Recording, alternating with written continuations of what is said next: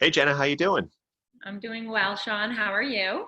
I am doing well, as best as we can be in these circumstances. But everybody okay in your family? Everybody doing all right? Yep, we are all hanging in there. Yeah, same here. I think that's the proper word choice. Certainly difficult times that we're in, but I am really psyched that you're able to come on today and join me because I know that educators are doing such a phenomenal job with our students, certainly here in Montclair. And I was hoping you could tell our viewers a little about who you are, what you do, and what your daily life looks like right now. Sure, I'd love to. So I am a kindergarten teacher at Nishuane in town. I love what I do. I especially love being in the classroom with those babies that I call my love bugs every day. I'm missing them, especially now. April is that time of year where those light bulbs go off. And as a teacher, you look for those moments because you see them grow and become successful and be excited about learning. Um, but it's the distance learning, I would say, has its challenges, but I think it's great that Montclair is able to provide the students with everything that we've been providing them. I mean, if anyone didn't have access to a Chromebook, we were able to provide them that. But I have a first grader who goes to school in town. I also have a 4-year-old who is part of the DLC and goes to MCPK. So, and I have my husband who is working and always on conference calls. So that has been a little challenging. Um, I would say this week of break has been extremely helpful because we jumped right in. And teachers have that mentality where you give us something to do and we never do it half. We always have to give our all. And so I think that's been a big struggle for me, is making sure that the work I'm providing my kindergartners is engaging, even though they're sitting at a computer. And I also look at it from a parent perspective where 5-year-olds and 6-year-olds really aren't tech savvy. Like my 7-year-old isn't used to just sitting at a computer and having to type. So it's a lot. What I try to provide my kids, I want them to be able to do more independently than just sit at a screen.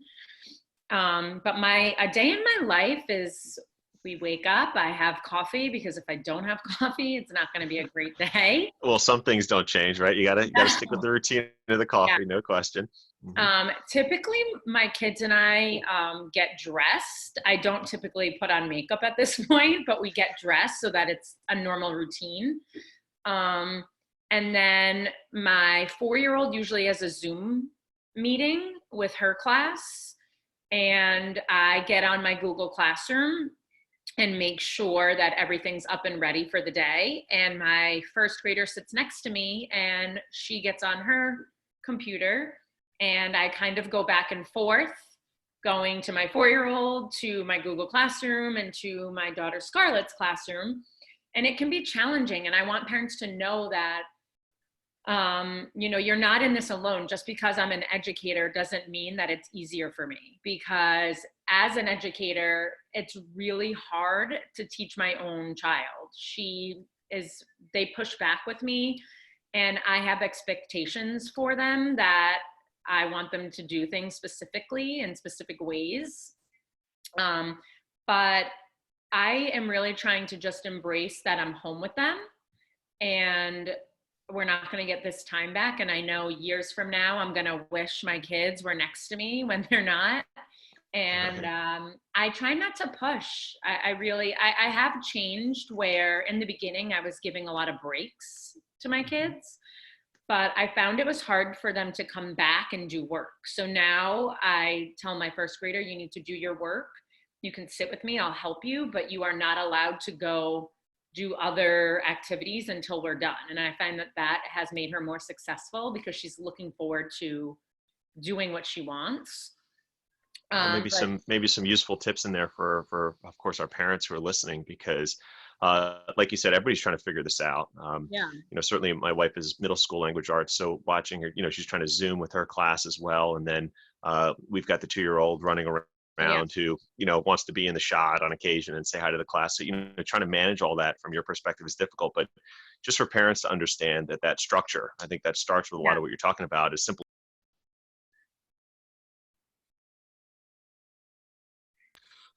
All of that would seem, going through routine, I think I broke up, all of that would seem important, and certainly something parents want to make sure that they follow might be helpful. Yeah. Certainly everybody's going to go with what works for them, but Right. understanding that we're all just trying to figure this out together.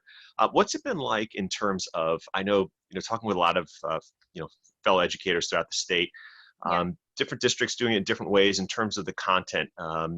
Some districts are emphasizing the emotional health of our students right now and saying, look, you've got to, just be checking in with them, make sure they're doing okay. These are trying times for all of us. Kids are no exception. But we all are still, trying to make sure that they're learning and growing in that way. How are you balancing that? What are you doing in that regard? For me, I'm saying this about myself. I don't know if other people view me this way, but I'm a hugger, nurturing person. Like, I hug my kids all day, every day, like my students. So for me, I felt it was important for them to have the opportunity to see me. So I have set up sign up geniuses and I Zoom individually with my students. It's not something that they have to do, but I know a lot of the parents have said that they appreciate me putting that effort in. So my assistant and I set up a sign up genius. We give them times. Typically, I give them between 10 and 1, Monday through Thursday, to sign up, because I have 22 students and I want to make sure they all have at least 15 minutes where I just see how they're feeling. If they're having trouble with anything, I talk to their parents and try to tell their parents, if you can't get everything done, don't stress. Our job as a teacher is, when we're back to school, our job is going to be able to figure out where these kids are in their learning, and everyone comes in learning differently anyways, and help them to achieve what they need to achieve. So I'm trying to tell my students and my parents, to focus on specific parts of the curriculum, especially in kindergarten. I have them focus on the foundations, the reading and the math. And then whatever else they can get in, but not to stress. If they can't do something, don't do it. It's not worth having breakdowns and arguments to get the work done. And I also put up in my Google Classroom, we do a lot of brain breaks, and I have like a little calming nook in my room. And so my kids are used to that.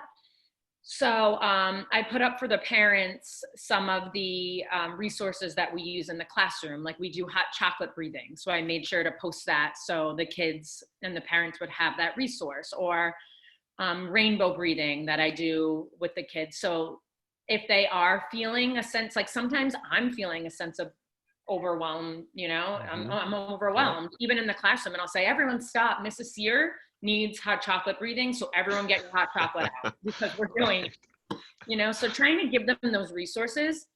But I really feel that the Zoom calls, when I see their faces and they just get excited, and we do virtual hugs, and Oh, that's great. so, and I mean, I know for myself, I think about becoming a parent has changed me as an educator, because it makes me see every different perspective. Like, how I speak to parents is different. How I present them with information is different. How I treat the students, I treat them like my own kids, and how I would want someone to treat my kids. So, going through this, having kids the same age that I teach, I think is really helpful, because I mean, I'm doing both sides of it. So I know what is too much, and I know what, they might want to do more of. And I say that to my teacher friends. Now, speaking of that, how do you connect? I know many of our parents are going to be fully aware of this. Many of our students in our classrooms benefit from, obviously, it's not just you or just me as an educator, working with our kids. We have support staff, we have others who are helping in that. How are you incorporating that into what you're doing? I mean, we're distance learning, but is there a way that you can still do some of that work together? Well, we have tried to keep it where our daily schedule is the same. So if on Monday at Nishuane, my class has Mandarin, then they're going to have a Mandarin assignment on Monday to do. I can only speak really for Nishuane, and at Nishuane, we still are having our PLC meetings, our professional learning communities every week. So we're able to touch base with the other kindergarten teachers on my team and see what they're doing. Excellent. And I know we also had more of like a fun Zoom meeting where the whole school was invited, and we could, being part of a school family is a huge part of being happy at work. And, I miss Mr. Eder calling my name Sier down the hall. And, so it was nice to be on that type of a call with them and just check in from a non-school perspective. But yeah, my kids I put in there every day, I give them a morning message. Good morning, my love bugs. Today is, Monday, April 20th. We have Mandarin. Check your Snap Classroom for your assignments. We miss you. Love, Mrs. Sier and Miss Flynn. So I'm trying to keep it the same. Excellent. Yeah. Well, and just you make a great point though. Even just those check-ins for educators to make sure that we are taking care of ourselves with our emotional health and of course the stress that comes along with all of this. So important. So great advice there. I know a lot of places just doing these Zoom get-togethers or whatever it is, just an opportunity to chat and talk, and still a great chance, as you said, on the other side of it professionally, to still connect with colleagues to make sure that each student is getting what they need. There's challenges around that, especially when in-class support is needed or other pieces. Can that all work together? But those are some pieces that we're all trying to do still. One thing I do know that Nishuane is doing. Kids that are tiered and need that extra support,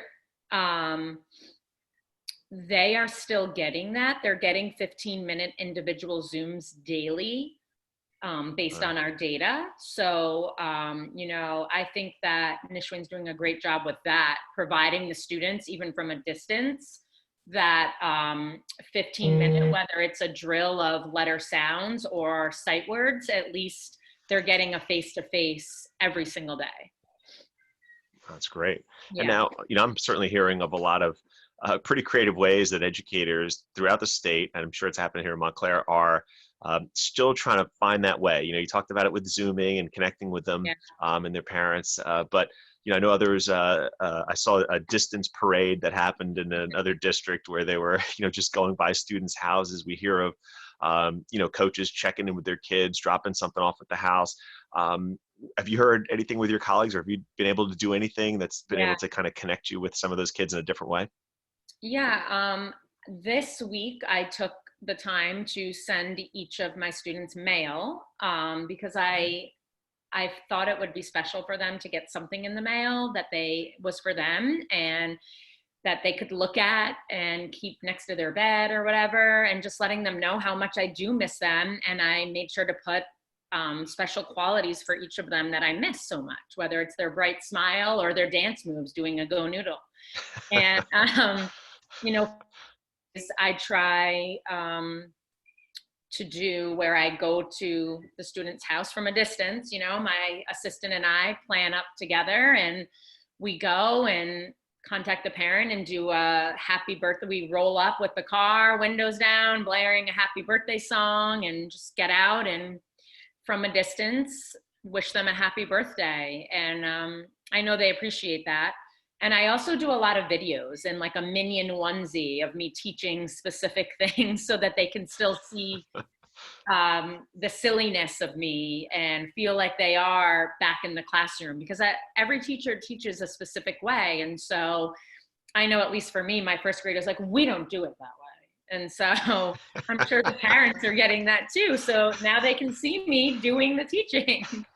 Right.